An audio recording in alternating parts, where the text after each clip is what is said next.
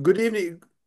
good evening, everybody, and welcome to the talk which we wanted to give to a little bit summarize and analyze where the Spring Revolution now is standing, what are the kind of key dynamics and challenges in that moment, and what might be the way forward. နောက်တော့ဒီနေ့တော့ဗောနော်ကျွန်တော်တို့ဒီအဓိကဆွေးနွေးဖို့ပြင်ဆင်ထားတာကတော့လက်ရှိຫນွေဥတော်လိုင်းကြီးရပါတော့အခုလက်ရှိအခြေအနေမှာကျွန်တော်တို့ဘယ်နေရာကိုရောက်နေသလဲအဲ့တော့ကျွန်တော်တို့အတွက်ဒီအဓိကကြားတယ်ဗောနော်ဒီစိန်ခေါ်မှုတွေကျွန်တော်တို့ဒီကြော်လွှားရမယ့်အကြောင်းတရားတွေကတော့ဘယ်ဟာတွေဖြစ်မလဲပြီးတဲ့အခါမှာတော့အနာဂတ်မှာဗောနော်ဒီဘယ်လိုမျိုးဖြစ်လာနိုင်သလဲဗောအဲ့တော့ဒီလိုမျိုးအခြေအနေနဲ့ပတ်သက်ပြီးတော့မှသုံးသပ်ဆွေးနွေးဖို့ပြင်ဆင်ထားတာဖြစ်ပါတယ်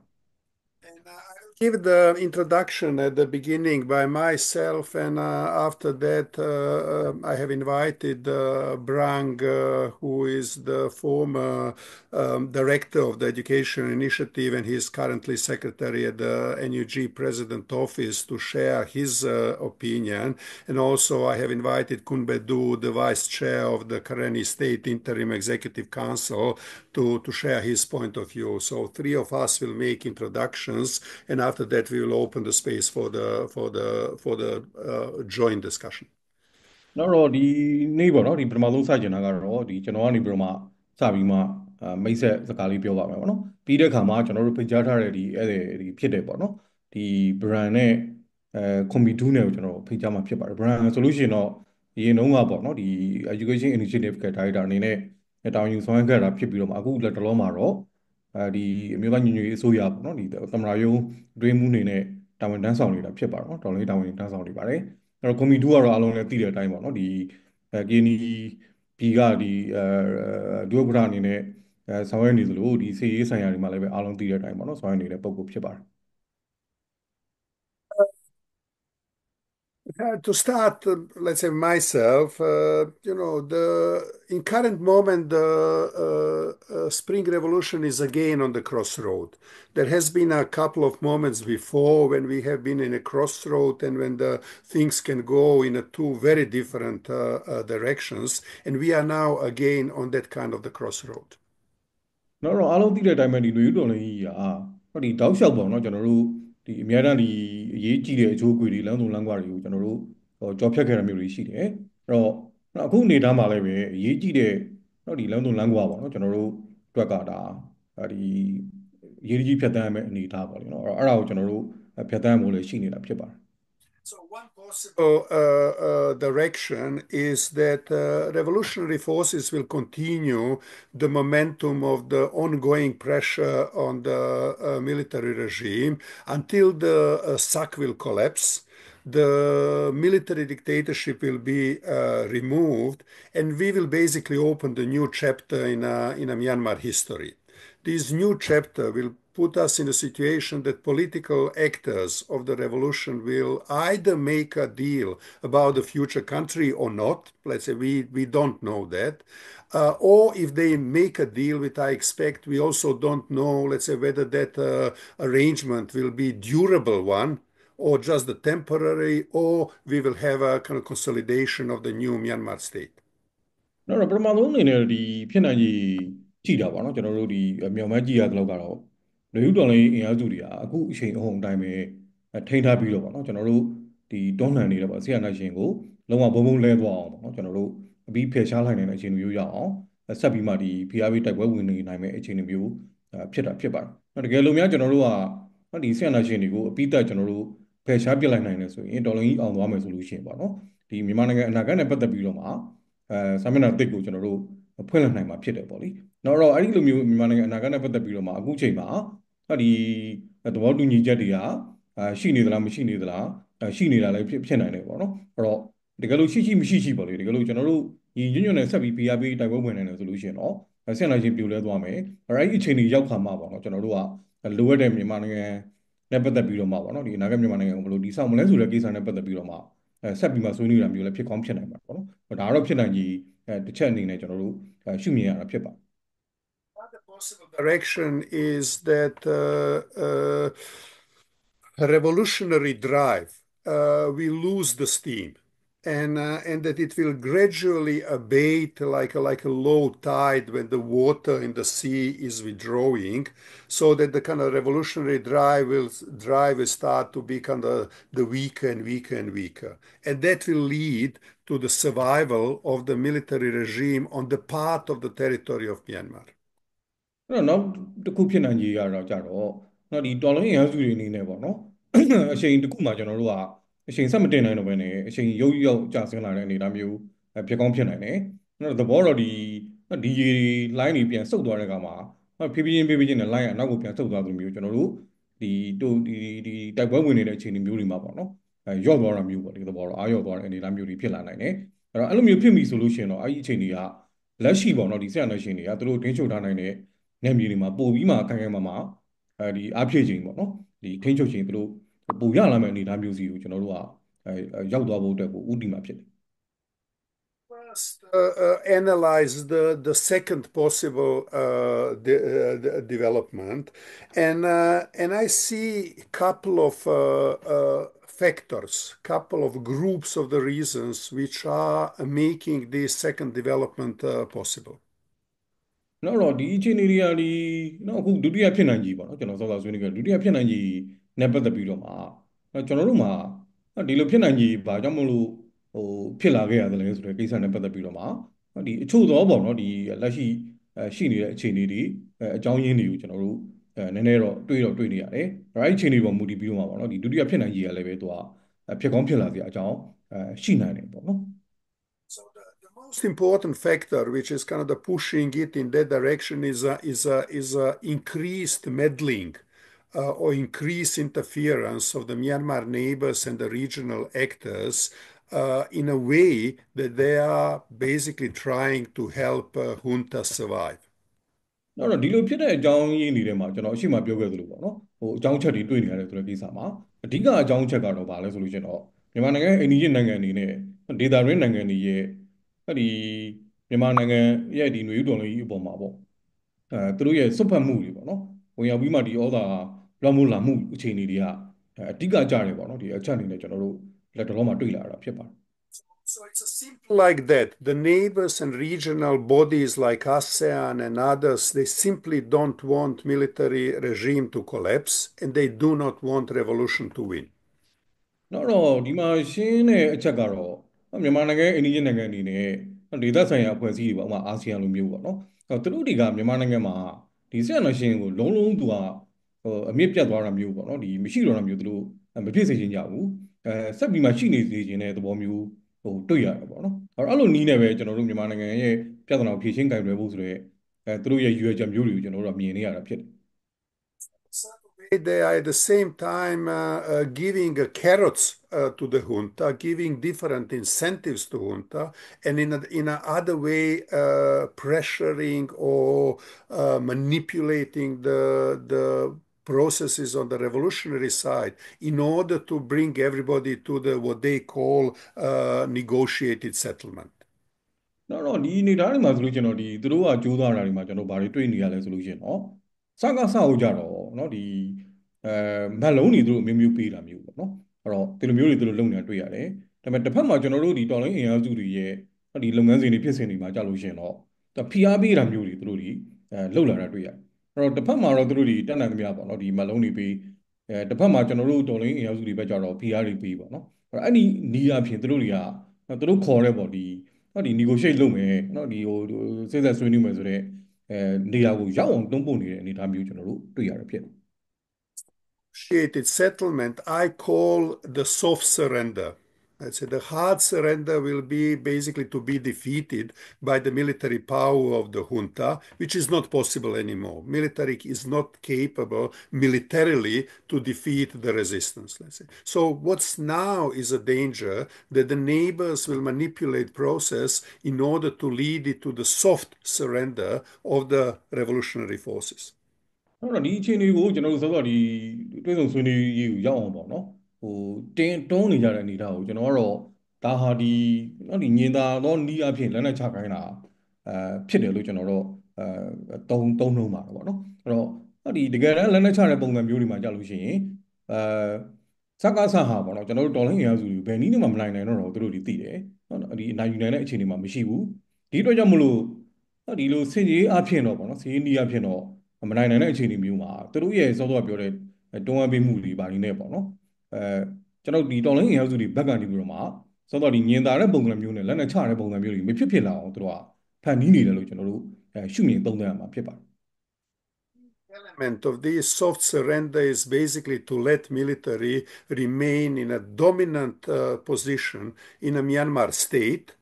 the dominant position in a Myanmar politics, and a dominant position in a Myanmar economy. So the other stakeholders can gain some level of the autonomy, some level of something, but in reality, military will remain in a dominant position. Let's say this is the only outcome of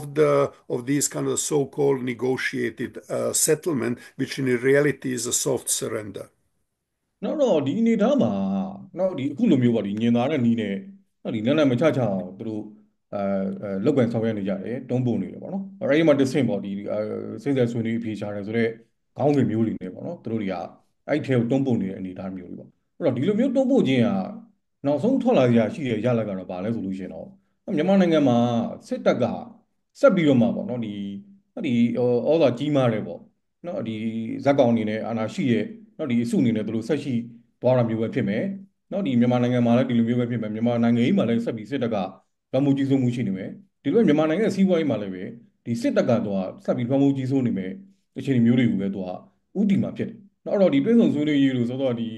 ညင်သားတဲ့နီးနေပေါ့ဒီလက်လက်ချခိုင်းနေတဲ့လုပ်ငန်းစဉ်တွေရဲ့နောက်ဆုံးရောက်မဲ့နေရာတော့အဲ့နေရာပဲဖြစ်တယ်ပေါ့နော်တခုတော့ရှိတာဂျားထဲမှာတော့အဲ့လိုမျိုးဖြစ်နေတဲ့အခြေအနေအတွင်းမှာတော့အချို့သောအတ္တတွေကိုတော့ဒီအချို့သောအခွင့်အရေးတွေပေါ့နော်ဒီအမီနေရာနဲ့ပတ်သက်ပြီးတော့မှဖြစ်စီဒေတာနဲ့ပတ်သက်ပြီးမှဖြစ်စီစသဖြင့်ပေါ့တချို့သောဒီလုပ်ပိုင်ခွင့်တွေဘာတွေကိုပေးတာမျိုးတော့ရှိနိုင်တယ်ရှိနိုင်ပေမဲ့နောက်ဆုံးပြန်ချုပ်လိုက်လို့ရှိရင်တော့တင်ကြပေါ့ပါမြန်မာနိုင်ငံရဲ့အနာဂတ်မှာဆက်တက်ကြီးစိုးရေးကိုပဲသူကဥတီစီမှာဖြစ်တယ်ဒီတွင်းဆုံဆွေးနွေးရေးလို့ဘာလို့ဆိုတဲ့လုပ်ငန်းစဉ်တွေကပေါ့နော် Recognizing couple of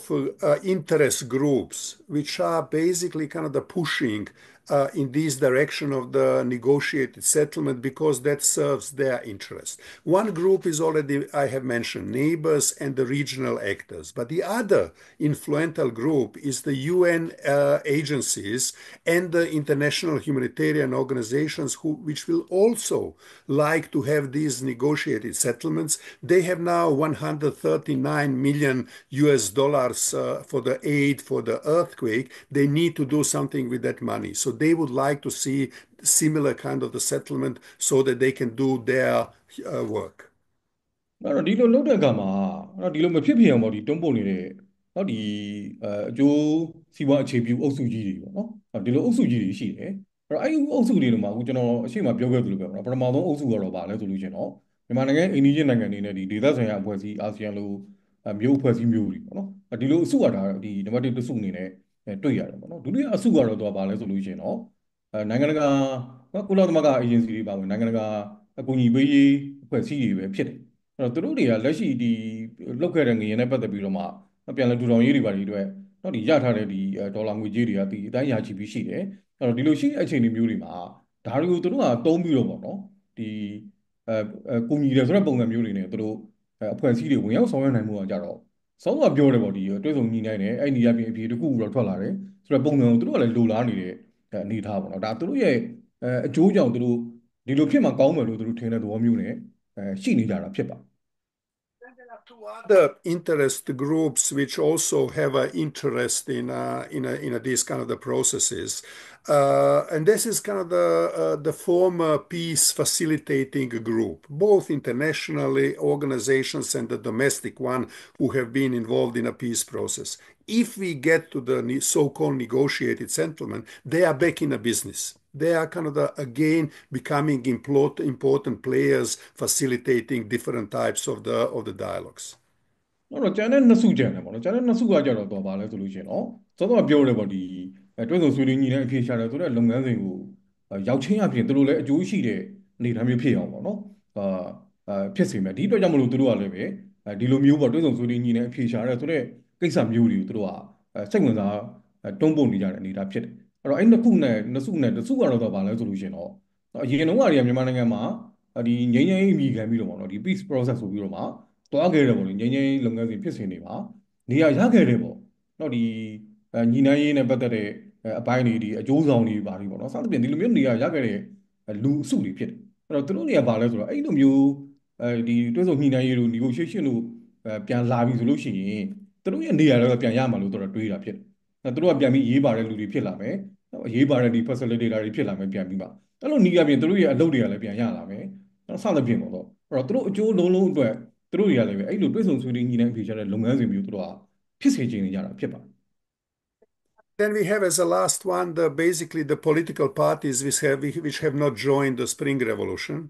And I call them the zombies from the previous kind of the peace process, let's say kind of the people and groups like Hunokar and others. For them, the negotiated settlement and the elections, the sham elections, are the only way how they can come back and become relevant in or play some role in Myanmar politics. So that's why they also would like to see that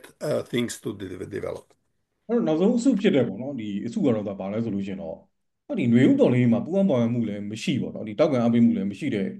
မြန်မာနိုင်ငံမှာလက်ရှိနေတဲ့နိုင်ငံရေးပါတီတွေနဲ့နိုင်ငံရေးအစုတွေပဲလို့ကျွန်တော်တို့မြင်ရတာဖြစ်ပါတယ်။သူတို့ကကျတော့ຫນွေဥတော်လေးမှာလည်းမပါထားတာဖြစ်တယ်အခုလည်းမပါဘူးဒီလိုအခြေအနေမျိုးဖြစ်တဲ့အတွက်ကြောင့်မလို့အဲ့ဒီလိုတွဲဆုံဆွေးနွေးညီတဲ့အဖြေရှာဆိုတဲ့လုပ်ငန်းစဉ်မျိုးတွေပါဖြစ်မှသာလေအဲ့ဒီကနေပြီးတော့မှသူကရောက်လာစရာရှိတာကရွေးကောက်ပွဲတွေတော့စသဖြင့်နေတာတွေကရောက်လာစရာအကြောင်းရှိဒီလိုရှိတဲ့အချိန်ကြတော့မှသူတို့ရဲ့နိုင်ငံရေးအခမ်းကဏ္ဍကလည်းသူကပြန်ရလို့ဖြစ်ဒီအတွက်ကြောင့်မလို့သူတို့တွေကအဲ့လိုလုပ်ငန်းစဉ်မျိုးပေါ့နော်ပေါ်ဆောင်မှသာလေသူတို့ရဲ့နိုင်ငံရေးဘဝဆက်ပြီးရှင်သန်ဖို့အတွက်ကသူအခွင့်အလမ်းရမှာလို့ရှုမြင်သုံးသပ်ကြတဲ့အတွက်ကြောင့်မလို့အဲ့လိုတွဲဆုံဆွေးနွေးညီတဲ့အဖြေရှာမယ်ဆိုတဲ့လုပ်ငန်းစဉ်မျိုးတွေကိုသူတို့တွေကဖြစ်စေချင်နေကြတာဖြစ်ပါတယ် Interfering of the Myanmar neighbors and then also the game of the other smaller actors in order to basically push the dynamics in Myanmar in a direction of the negotiated settlement is a one and the key reason why it became possible for junta to survive on the limited territory. Let's say. So this is one key reason, but there are two other group of the factors. နော်ဒီမြန်မာနိုင်ငံအိန္ဒိယအနေနဲ့ပေါ့နော်ဒီနောက်ဆုံးပြောသွားတဲ့အစုတွေရဲ့ရွေချက်ကကြတော့ဒီလိုတွင်းဆုံဆွေးနွေးညီနိုင်ဖြေရှာတယ်ဆိုတဲ့လုပ်ငန်းတွေမျိုးပေါ်ပေါက်ခြင်းအပြင်ပေါ့နော်နံပါတ်1ကတော့ဒီစကားစကသူတို့လက်ရှိထိန်းချုပ်ထားနိုင်တဲ့နေရာတွေမှာသူတို့ကဆက်ပြီးခိုင်မှာရပ်တည်မှာဖြစ်မှာ哦နော်ဒီလိုဖြစ်ဖို့အတွက်ကိုလည်းပဲသူတို့တွေကဥတီခြင်းနဲ့ဒါမှသာလျှင်ပေါ့နော်စောစောရွေးကောက်ပွဲပါညာမျှော်တဲ့လူတွေကလည်းပဲရွေးကောက်ပွဲမှာပါနိုင်တဲ့အခြေအနေမျိုးတွေပဲလည်းသူကဖြစ်လာတဲ့အကြောင်းတွေရှိတာဖြစ်တယ်ကျန်တဲ့နှစ်စုကတော့လည်းသူတို့အကြောင်းနဲ့သူတို့ရှိကြသေးတယ်ပေါ့နော် The other group of the factor is that military recently started to regain some strengths. Let's say for a very long time, since the basically the opening of the conflict of the front line on the North Shan states. In that moment, they have been going down, down, down, being weaker and weaker. But recently, the military is, for the couple of reasons, gaining strength again. နော်ဒီအခြားဘက်မှာလည်းပဲဒီအခြား factor တွေပေါ့နော်ဒီအချက်လက်တွေအနေနဲ့တွေ့ရတာကကျွန်တော်နှွေးတော်လိုင်းစပြီးတော့အထူးသဖြင့်တော့မြောက်ပိုင်းမှာရှိတယ်ပေါ့ကျွန်တော်တို့ရဲ့ဒီ1027လို့စစ်စေးမျိုးတွေစဖြစ်တဲ့အချိန်ကစပြီးတော့မှဒီမင်းအွန်လိုင်းစစ်တပ်ကပေါ့နော်တောက်လျှောက်သူတို့အကြဘက်ကိုပဲသူတို့ရောက်လာကြတာဖြစ်တယ်တောက်လျှောက်ကိုကြာဒါပေမဲ့အခုမကြသေးမီကာလတွေမှာကားစပြီးတော့ပေါ့နော်သူတို့ခေါင်းနဲ့ပြန်ထောင်လာတဲ့အခြေအနေမျိုးအားနဲ့ပြန်ပြီးမှထောင်လာနိုင်တဲ့အခြေအနေမျိုးပေါ့နော်ဒါမျိုးကျွန်တော်တို့ဒီနည်းနည်းတွေ့လာတာဖြစ်ပါတယ် So the first, the diplomatic engagements which they have received, starting with Russia, then the China, then the India, then the now increasingly kind of Thailand and ASEAN, this diplomatic engagement has bring back confidence to the Min Aung Hlaing and to basically regime around him that they can survive and that they can remain in a charge. နောက်တော့ဒီလိုခေါင်းထောင်လာတဲ့အချက်တွေထဲမှာဆိုရင်ကျွန်တော်တို့တင်နေရှားရှားတွေ့ရတာကြတော့နော်ဒီတန်တမန်ဆက်ဆံရေးနယ်ပယ်မှာပေါ့နော်ဒီစကားစဘက်ကသူတို့အောင်မြင်တိုးတက်တယ်လို့ယူဆစရာအကြောင်းတွေရှိလာတယ်ပေါ့ဆက်ဆံရေးတွေဖြစ်ပထမလုံးကတော့ဒါရုရှားတို့တရုတ်တို့အိန္ဒိယတို့ပေါ့နော်ဒီဘက်နောက်ပိုင်းမှာထိုင်လန်နဲ့သူတို့ဆက်ဆံလာတာမျိုးတွေရှိတယ်အာဆီယံနဲ့လည်းပဲ ပြန်ပြီးဝင်ဆန့်သူလိုဖြစ်လာတဲ့အနေအထားတွေကလည်းပဲရှိတယ်ဒီလိုဖြစ်လာတဲ့အခါကျတော့အဲ့ဒီလိုဒီတန်တမာရေးစစ်မျက်နှာဘက်မှာပေါ့နော်ဒီသူတို့အနေနဲ့ဒီလိုမျိုးပြန်ပြီးနေရာတွေပါရလာတဲ့အခြေအနေကိုမင်းအောင်လှိုင်တို့ကအားပြန်ဖြစ်သွားတဲ့အနေအထားမျိုးပေါ့နော်သူတို့ကသူတို့ယုံကြည်မှုပြန်ရလာတယ်ပြန်တက်လာတဲ့အနေအထားမျိုးဒါသူတို့ခေါင်းထောင်လာတဲ့အချက်တွေကဒါတန်တမာရေးညနေစာမှာပေါ့နော်ဒီဟိုရှိတဲ့အခြေအနေပေါ်မူတည်ပြီးမှဒီလိုသူတို့ပြန်ပြီးမှဒီယုံကြည်မှုနည်းနည်းပြန်ရလာတဲ့အနေအထားမျိုးကျွန်တော်တို့တွေ့ရတယ်ဖြစ်ပါ Second, they started to get better into the drone warfare. That is the main military development on their side. They still have a significant capacity to do the damage from the planes, but their increased capacity with the drone warfare is basically adding a new factor in the dynamic. နောက်ဒုတိယအချက်ကကျတော့သူတို့ခေါင်းထောင်လာတဲ့အချက်ထဲမှာကဘာလဲဆိုလို့ရှိရင်တော့သူတို့ဒီစစ်ရေးစွမ်းရည်နဲ့ပတ်သက်တဲ့အပိုင်းပေါ့လေသူတို့ကဒရုန်းစစ်စင်ရေးတွေကိုသူတို့တွေလုံလာနိုင်တဲ့အခြေအနေမျိုးတွေတွေ့ရတယ်အဲ့တော့ဘယ်လိုပဲဖြစ်ဖြစ်ပေါ့ဒီလေကြောင်းတွေဘာလို့လို့စသဖြင့်ပေါ့နော်အပါအဝင်သူတို့မှာအခုချိန်ထိကတော့ပါဝါကင်ထားတဲ့လူတွေဖြစ်တဲ့အတွက်ကြောင့်မလို့အဲ့လိုတိုက်ခိုက်ရေးစွမ်းရည်ဖြတ်စည်းရေးစွမ်းရည်တွေပေါ့နော်ပြည်သူလူထုတတ်မှတ်ဖြတ်မဲ့ဘုံကျဲမဲ့ဒီလိုစွမ်းရည်မျိုးတွေတော့သူတို့မှာရှိနေသေးတယ်အဲ့ဒီအပြင်ပေါ့အခုအချိန်ဒီမှာဆိုလို့ရှိရင်တော့ drone နဲ့ပတ်သက်တယ်ပေါ့နော်ဒီသူတို့အသုံးပြုနိုင်လာတဲ့အခြေအနေမျိုးတွေကဒါထပ်ပေါင်းပြီးတော့မှပေါ့နော်သူတို့ရဲ့ဒီအဖြတ်စွမ်းအားကိုပေါ့ပိုပြီးတိုးမြှင့်နိုင်တဲ့အခြေအနေမျိုးရောက်လာခဲ့တာဖြစ် The forced recruitment is, in a certain way, helping as well. Let's say, even if those kind of the forcefully recruited people are low quality soldiers, not motivated, not trained, but still the quantity is bringing again a certain difference. နောက်တစ်ခုကတော့ဒီအဓမ္မစစ်မှုထမ်းကိစ္စပေါ့နော်ဒီလိုကိစ္စကြောင့်သူတို့လူတော့စုလာနိုင်တဲ့အနေအထားမျိုးတော့ရှိတယ်အဲ့တော့အဲ့ဒီကနေပြီးတော့မှအတင်းအဓမ္မဒီဖမ်းခေါ်အတင်းကျပ်စေခိုင်းပြီးတော့မှဒီစစ်သားလုပ်ခိုင်းတော့အရေးသွေးပိုင်းလို့ပါလို့မှာတော့ဒီလူတွေကဒါတိုက်ခိုက်ရောဒီစိတ်ဓာတ်ပိုင်းဆိုင်ရာအရာရောပေါ့နော်ဘာမှတော့ရှိတဲ့ဒီစစ်သားတွေတော့မဟုတ်ကြပြီမယ်သူကလူအင်အားအရေးအတွက်အားဖြင့်တော့သူတို့ကဟိုရှိလာတဲ့အနေအထားမျိုးရောက်အောင်တော့သူကဖြစ်လာစေတယ်လို့ကျွန်တော်တို့သုံးသပ်ရမှာဖြစ်တယ် And obviously, they again have a certain additional financial resources. I don't know exactly from where it's coming, whether it's coming from China, or it's coming from the humanitarian aid, or it's coming from somewhere else, but you just see a bigger financial capacity, let's say, which they have in this moment. နောက်တော့နောက်တစ်ခုကတော့ဗာလဲဆိုလို့ရှင်တော့ဒီစကားဆာအခုအချိန်ဒီမှာသူတို့ဗန်နာရေးရလဲပဲပြန်ပြီးတော့သူတို့ဒီရပေါက်ရလန်ရှိပြီးတော့ပေါ့နော်ပြန်ဖြည့်လာတဲ့အနေအထားမျိုးလို့ကျွန်တော်တို့တွက်ဆရတယ်နောက်တော့အဲ့ပတ်စံတွေဘယ်ကလာလဲတရုတ်စီကလည်းလာတာဖြစ်နိုင်တယ်တေချာတော့ကျွန်တော်တို့မသိနိုင်ဘူးသို့မဟုတ်လည်းဒီအခုငရင်ဘေးကြောင့်ဖြစ်တယ်ပေါ့နော်ဒီလူသားဆန္ဒအထောက်ကူအတူတန်းရတဲ့ငွေတွေကြောင့်လည်းဖြစ်ကောင်းဖြစ်နိုင်တယ်အဲ့တော့ဘယ်လို source ကပဲဖြစ်ဖြစ်ကျွန်တော်တို့အတိအကျတော့မသိပေမဲ့လည်းပဲတေချာတော့ဒီလက်ရှိစကားဆာတော့ဒီဘန္နာရေးအရာပေါ့နော်ပြန်ပြီးမှသူတို့ဒီဖြည့်စည်းလာနိုင်တယ်ပေါ့အနေအထားမျိုးကျွန်တော်တို့တွေ့ရတာဖြစ် This is the second group of the factors which are basically military or junta gaining a certain strength again. The third group of the factors are weaknesses on the side of the resistance forces. နောက်ဒီအခုအချိန်မှာပြောခဲ့သလောက်ကတော့ဒါဒုတိယဖက်တာပေါ့နော်ဒီဒုတိယအခြေအနေဖြစ်တယ်အဲ့တော့နောက်ဒီတတိယအခြေအနေကတော့ကျွန်တော်တို့ကဘာလဲဆိုလို့ရှိရင်တော့ကျွန်တော်တို့ဒီတော်လိုင်းအင်အားစုတွေ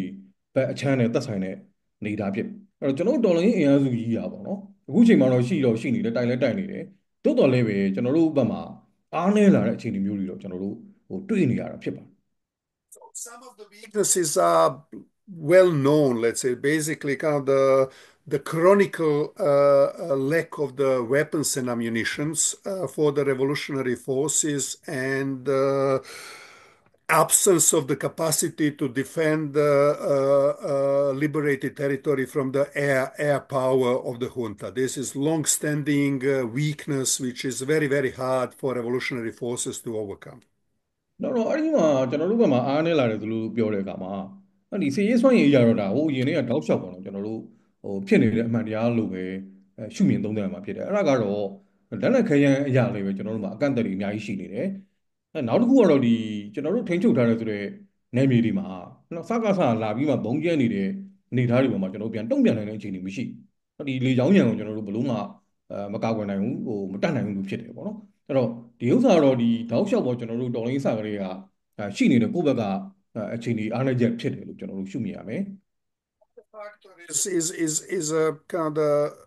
exhaustion of the people. It's already 4.5 years. It's a huge hardship for the people. The humanitarian burden which is on the revolutionary forces is enormous. An earthquake has been additional kind of shock which really kind of slowed down many kind of the positive processes happening before the coup, before the earthquake. နောက်တော့နောက်အားနည်းစေတဲ့အကြောင်းတစ်ခုအနေနဲ့ဆိုလို့ရှိရင်တော့၄နှစ်ကျော်ကျော်ပေါ့၄နှစ်ခွဲနီးပါးလောက်ကြာလာတဲ့ခါကျတော့ပြည်သူလူထုတွေကတော်တော်ကြီးကိုခြေကုန်လက်ပန်းတော့ကြာနေတဲ့အနေအထားမျိုးတော့တွေ့ရတယ်။နောက်တော့တိုးတော်လည်းပဲအားတင်းပြီးတော့မှဒေါ်လာကြီးကိုသူတို့တန်းနိုင်မြပံ့ပိုးပါဝင်နေကြတာတော့ရှိပေမဲ့ငရင်လှုပ်လိုက်တဲ့ခါကျတော့တော်တော်လေးကိုပေါ့နော်ပို့ပြီးမှဆိုးဝါးစေတယ်ပေါ့နော်ကျွန်တော်တို့ဘက်ကလူထုအတွက်ကတော်တော်ကြီးကိုနော်အဲရက်ခံဖို့ခက်တယ်ပေါ့နော်ရက်တီဖို့ခက်တဲ့အခြေအနေမျိုးတွေကိုဖြစ်လာစေတဲ့အနေအထားလည်းပဲသူကရှိဒါလည်းပဲကျွန်တော်တို့တော်လိုင်းဘက်အချမ်းမှာအားနည်းလာတယ်လို့ပြောလို့ရတဲ့အခြေအနေဖြစ်ပါတယ် So on revolutionary side is this complexity of the internal political relations between the revolutionary stakeholders. And if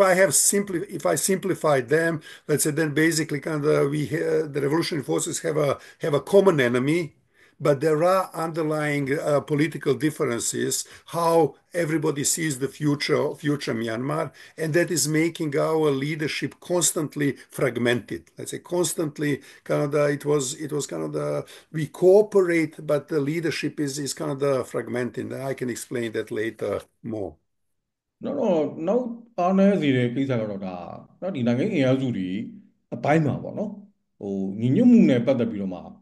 အားနည်းတဲ့အနေအထားမျိုးဖြစ်တယ်ဒီနည်းအားဖြင့်တော့တော်လှန်ရေးရဲ့နိုင်ငံဥဆောင်မှုအပိုင်းတွေမှာကျွန်တော်တို့အားနည်းသွားစေတာဖြစ်နောက်တော့ကျွန်တော်တို့မှာဘုံရန်သူရှိတာတော့မှန်တယ်ဘုံရန်သူတက်ရမယ်လို့လည်းအားလုံးနားလည်ထားတာတော့အခြေခံဖြစ်တော့မှန်တယ်တိုးတော်လည်းပဲအခြားသောအကြောင်းတရားတွေကလည်းပဲအဲ့ဒီနိုင်ငံအင်အားစုတွေအချင်းချင်းကြားထဲမှာမတူညီတဲ့အမြင်တွေအနာဂတ်မြန်မာနိုင်ငံကိုဘယ်လိုတည်ဆောက်ကြမလဲစသဖြင့်ပေါ့နော်ဒီလိုမျိုးအမြင်မျိုးတွေမှာတော့မတူညီမှုတွေကတော်တော်များများပြရှိနေတယ်ရှိနေတဲ့ခါကျတော့အဲ့ဒီပေါ်တွေမှာတယောက်နဲ့တယောက်ညှိဖို့တိုင်းဖို့ပေါ့နော်ဒီလိုအမြင်မတူမှုတွေကရှိနေတော့ပူအောင်ဆွဲသလားဆိုလို့ကျွန်တော်ပူအောင်ဆွဲမှုရှိနေတယ်လို့တော့ကျွန်တော်တို့ပြောလို့ရတယ်တိုးတော်လည်းပဲသားလည်းဖြစ်တယ်ပေါ့နော်နိုင်ငံဥဆောင်မှုအခြေအနေမျိုးကြီးကိုကျွန်တော်တို့တည်ဆောက်နိုင်မှုကြတော့အများကြီးကန့်သတ်ဖြစ်နေတယ်ပေါ့နော်ဒီအခြေအနေတွေကလည်းပဲဆောစောကျွန်တော်တို့ဘက်အချမ်းပါပေါ့နော်တော်လှန်ရေးဘက်အချမ်းမှာအားနည်းချက်တွေဖြစ်စေတဲ့ကိစ္စလို့ကျွန်တော်တို့ရှုမြင်ရမှာဖြစ် These kind of the groups of the factors are making now possible again that junta might survive on the limited territory. And the key point in that is that survival of the junta will not and cannot happen through the military victory of the junta. But it can happen through the political victory of the junta. And this is fast important to understand, that they cannot win anymore militarily, but they can still win and survive politically. နောက်တော့ဒီလိုအခြေအနေတွေရက်ကစကားဆောက်ပေါ့နော်အသက်ဆက်စီနိုင်တယ်ဆိုတဲ့အခြေအနေလို့ကျွန်တော်တို့ပြောတဲ့အခါမှာအနေဆုံးအဖြစ်ပေါ့နော်ကျွန်တော်တို့ကစကားဆလက်ရှိသူတို့ထိန်းချုပ်ထားနိုင်သေးတဲ့နယ်မြေတွေမှာပေါ့နော်သူတို့ကဆက်ပြီးမှရှင်သန်နိုင်တဲ့အခြေအနေမျိုးတွေသူတို့ရောက်သွားနိုင်တဲ့အကြောင်းရှိအဲ့တော့အဲ့လိုရှိတဲ့အနေထားကတော့ဘာလဲဆိုလို့ရှိရင်တော့တခုကျွန်တော်တို့ရှင်းရှင်းလင်းလင်းနားလည်ဖို့ကကြတော့စကားဆအဲ့လိုမျိုးယက်တီနိုင်အောင်တော့ပေါ့နော်စီရေးအရာတော့ကျွန်တော်တော်လိုင်းအင်အားစုတွေကိုဘယ်လိုနည်းနဲ့မှသူကနိုင်စရာအကြောင်းတော့မရှိဘူးလို့ပြောလို့ရတယ်။တိုးတော်လည်းပဲနိုင်ငံရေးအဖြစ်တော့သူတို့ကအဲ့လိုမျိုးသူတို့ရဲ့ထိန်းချုပ်ထားနိုင်တယ်ပေါ့။ဒီနေရာမှာသူတို့ပို့ပြီးမှခိုင်ခိုင်မာမာနဲ့သူတို့ရပ်တည်လာနိုင်တယ်ဆိုလို့ရှိရင်နိုင်ငံရေးအရကျတော့သူတို့မှာအမျက်ထွက်စရာအကြောင်းရှိတယ်။နိုင်ငံရေးအရကျတော့သူတို့ဘက်ကအားသာစရာတွေဆိုအခြေအနေတွေကအများကြီးရှိလာနိုင်တယ်။အဲ့တော့စီရေးအရတော့ကျွန်တော်တော်လေးကိုသူတို့ဘယ်လိုနည်းနဲ့မှနိုင်စရာတော့မရှိဘူးလက်ရှိအခြေအနေမှာတိုးတော်သူတို့ခြေကုပ်ရသွားတဲ့အနေအထားမျိုးသူတို့အခုလိုမျိုးတနည်းနည်းပေါ့နော်ခြေကုပ်နဲ့စောက်တည်နိုင်တဲ့အခြေအနေမျိုးတွေရသွားတဲ့အခါမှာသူတို့မှာနိုင်ငံရေးအရတော့အားသာချက်တွေရှိလာစရာအကြောင်းမြင်ရတယ်ပေါ့နော် This is what I started recently to call the battle for the center. Let's say that basically that we have reached to the point of the liberation struggle in which the battle for the center became the critical point which will decide the outcome of the Spring Revolution. And then the battle for the center has its military dimension, but it's much more importantly, it's a basically kind of political operation. တော့အရေးကြီးတာကဘာလဲဆိုလို့ကျွန်တော်တို့ဒီအဓိကစစ်စင်ရေးတွေကကျွန်တော်တို့ကသူ့ရဲ့ဒီအဓိကကြတဲ့ဗဟိုချက်နေရာမှာကျွန်တော်တို့ကဟိုဖြစ်မှရမယ်ဆိုတဲ့အနေနဲ့ကျွန်တော်အများတန်းပြောခဲ့တယ်ပေါ့နော်အဲ့ဒါဘာလဲဆိုလို့ရှိရင်တော့ဒီဗဟိုကိုကျွန်တော်တို့မဖြုံနိုင်ဘူးပေါ့နော်ဗဟိုမှာသွားပြီးမှဒီတိုက်ပွဲမဆင်နိုင်ဘူးဆိုလို့ရှိရင်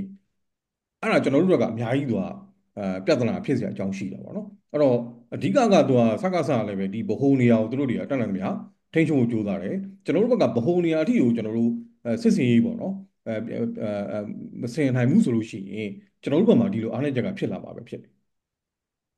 This battle for the center means basically who controls the prerogatives of the central government. Let's say, who is treated as a central government of the Myanmar. နောက်တော့ဒီလိုမျိုးအဓိကပေါ့နော်ကျွန်တော်တို့နော်ဒီဘဟုံမှာကျွန်တော်တို့သွားပြီးစစ်စင်မဲ့အခြေအနေမျိုးတွေနော်စစ်ပွဲမဖန်တီးနိုင်တဲ့အခြေအနေမျိုးတွေဆိုတော့ကဘာလဲဆိုတော့အဲ့ဒီဘဟုံမှာထိုင်ပြီးမှအာဏာကင်ထားနိုင်တဲ့လူကအဲ့ဒီတနိုင်ငံလုံးကိုသူကဘယ်လိုပဲဖြစ်ဖြစ်ပေါ့နော်ဒီထဲချုပ်အမိန်ပေးနေနိုင်တယ်ဆိုတော့ပြရုပ်တစ်ဖွဲ့တော့သူကရှိနေတာဖြစ်နော်အဲ့ဒီအခြေအနေမျိုးတွေကိုကျွန်တော်တို့တွေကမဖြစ်မနေပေါ့အဲ့ဒီဘဟုံဖြိုးရဲပေါ့နော်ဘဟုံနေရာကိုကျွန်တော်တို့ရအောင်လုပ်မယ်ပေါ့နော်ဒီစစ်ပွဲမျိုးအခြေအနေမျိုးကျွန်တော်တို့ဖန်တီးနိုင်မှာအဆင်ပြေမှာဖြစ်တယ်ပေါ့နော် If the military regime will finish controlling a limited territory in Myanmar, even if it is just 1/3 of the territory of Myanmar, but if they keep in their hands the so-called prerogatives of the state, the central bank, the capital city, the issuing of the money, the control over the banking system, and so on, control over who issue passports and visas. These are the prerogatives of the state. If these things remain in their hands, even if they control the very, very limited territory, if they will be treated first as a de facto government and after the sham elections as a legitimate government, in a certain way from the current weakness, they will inevitably start to become stronger and stronger and stronger. နော်ဒီအခြေအနေတွေမှာစကားဒီထင်းချုပ်ဧရိယာပေါ့နော်ဒီနောက်ဆုံးနယ်မြေအနည်းငယ်မျှပဲပေါ့နော်ဒီတိုင်းပြည်ရဲ့သုံးပုံတစ်ပုံလောက်ပဲသူတို့လက်ထက်မှာရှိတော့တယ်လို့ပြောတဲ့အခြေအနေမျိုးဖြစ်တာတော့မှာသူတို့လက်ထက်မှာကတိုင်းပြည်ရဲ့အရေးကြီးဆုံးဖြစ်တယ်ပေါ့နော်ဒီအာဏာဆိုင်ရာဒီ institution တွေကသူတို့လက်ထက်မှာကင်ထားတာဖြစ်တယ်ဥပမာအပြင်ဒီဘိုးဘန်လိုမျိုးသူတို့ကင်ထားနိုင်တယ်ငွေကြေးထိန်းချုပ်မှုစနစ်တွေလိုမျိုးကင်ထားနိုင်တယ်အားလုံးဖြတ်ချက်တဲ့ဘဏ်စနစ်မျိုးတွေကင်ထားနိုင်တယ်ဒီလိုပဲကျွန်တော်ဒီလူမှုကြီးကြပ်ရေးတို့ဒီ passport ကိစ္စတို့ပေါ့နော်ထုတ်ပေးနိုင်တဲ့အာဏာကသူတို့လက်ထက်မှာပဲရှိနေတယ်လို့အားလုံးကနားလည်နေတယ်သူတို့ကင်ထားနိုင်တဲ့အနေအထားမျိုးဖြစ်တယ်ဒီလိုမျိုးဖြစ်ပြီဆိုလို့ရှိရင်ကိုသူတို့ကဒီ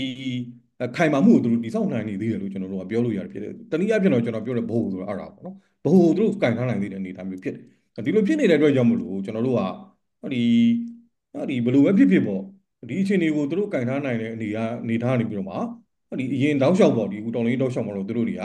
အာဏာအမှန်တကယ်ကင်ထားနိုင်တဲ့ဒီဘက်တို့အစိုးရအနေနဲ့သူတို့ရှိနေတယ်လို့ပြောလို့ရတယ်ဒါကြောင့်လည်းနိုင်ငံတကာအဖွဲ့အစည်းတွေလည်းသူတို့ဆက်ဆံနေတာမျိုးဖြစ်တယ်ပေါ့နော်အဲ့ဒီအမှတစ်ဆင့်ပေါ့အဲ့ဒီခိုင်မာမှုတွေရပြီးလို့ရှိရင်တော့ပို့ပြီးတော့မှသူတို့တွေက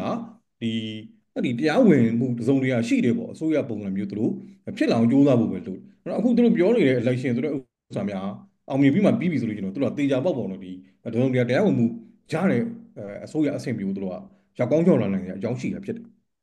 As a consequence of the coup and national uprising, basically the periphery of Myanmar, the borderlands of the Myanmar have been largely liberated.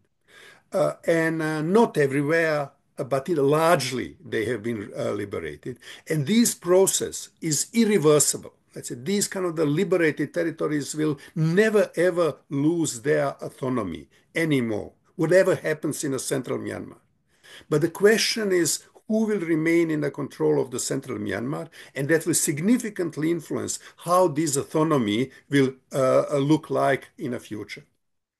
နော်ဒီတခုပြောလို့ရတာကျွန်တော်ຫນွေဦးတော်လိုင်းကြီးရောက်ပေါ့နော်ဒီတနိုင်ငံလုံးရဲ့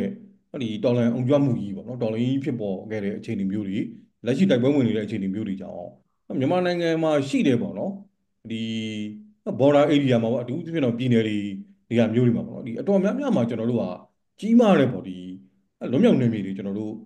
ရရှိနိုင်ခဲ့ပြီဖြစ်တယ်။နောက်တော့တေးကြတာအဲ့လိုမျိုးလွတ်မြောက်နေမည်ရရှိခဲ့တဲ့အခြေအနေမျိုးတွေတော့ဘယ်လိုနည်းနဲ့မှပြန်နောက်လဲပြင်စရာအကြောင်းတော့မဖြစ်ထွန်းနိုင်ဘူးဖြစ်ပေါ်နိုင်တော့ဘူးနော်။ပြန်မလှည့်နိုင်တော့ဘူး။အဲ့တော့အဲ့ဒီအခြေအနေမျိုးတွေကအဲ့ဒီအခြေအနေပဲ။အဲ့တော့စန်တာမှာတော့ဘယ်သူအာဏာကိုင်ရမယ်ဆိုတဲ့အခြေအနေကလည်းပဲဒီအခြေအနေပဲ။အဲ့တော့အရေးကြီးတာစန်တာမှာကျွန်တော်တို့ကဘယ်သူအာဏာကိုင်ရမလို့ဆိုတဲ့ကိစ္စကအခုကအရေးကြီးလာတယ်။နောက်တော့စောစောပြောတယ်ပေါ့ဒီဟုတ်ကဲ့ကိုပိုင်လွတ်မြောက်နေမည်အနေနဲ့ကျွန်တော်တို့သိမ့်ပိုက်ရရှိထားပြီးသားနေပြည်တော်ဘက်ကရှိတဲ့လူတွေကကျတော့လည်းပဲအနာဂတ်မြန်မာနိုင်ငံကဘယ်လိုပုံစံမျိုးဖြစ်လာမလဲဆိုတဲ့ကိစ္စမှာသူတို့တွေကစက်ပြီးမှကျွန်တော်တို့စဉ်းစားမယ့်အနေအထားမျိုးတွေဖြစ်တယ်။တိုးတော်လည်းအဲ့ဒီဘ ਹੁ ဝလူတွေနဲ့စောစောဒီထိန်းချုပ်ပြီးသားလူတွေနဲ့ကြားထဲမှာပေါ့နော်ဘယ်လိုသွားမလဲဆိုတဲ့ကိစ္စစဉ်းစားစရာတော်တော်ကောင်းတဲ့အနေအထားမျိုးဖြစ်လာ Winning for the control over center would anyhow be very hard. But now with the neighbors trying to help junta survive, they made it even harder. So now it's the kind of really very hard and big question how to achieve that. The revolutionary forces can achieve that only together. Let's say it cannot be done by one or another. They can achieve it only together. But then the question is, let's say, who is carrying the biggest burden of these kind of doing it together?